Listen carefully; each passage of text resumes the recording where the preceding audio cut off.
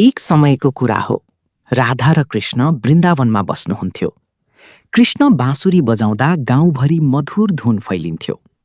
त्यो धुन सुनेर गाईहरू पनि शान्त हुन्थे र गोपिनीहरू आनन्दित हुन्थे।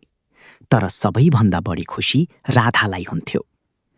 एक दिन राधाले कृष्णलाई सोधिन्, तिमी सबैलाई यति माया गर्छौ, तर म तिमीलाई कसरी विशेष छु भनेर कसरी थाहा पाऊँ?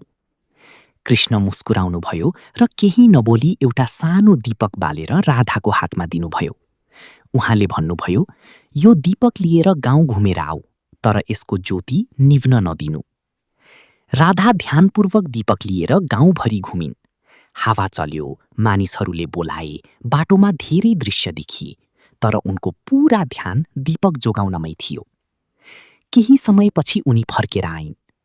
कृष्णले सोध्नुभयो, गाउँमा कसले के गरिरहेको थियो देख्यौ?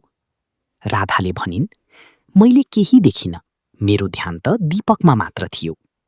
त्यसपछि कृष्णले प्रेमपूर्वक भन्नुभयो, जसरी तिम्रो ध्यान दीपकमा थियो, त्यसरी नै मेरो मन सधैँ तिमीप्रति समर्पित छ। संसारमा धेरै मानिस भए पनि मेरो हृदयमा तिमी विशेष छौ।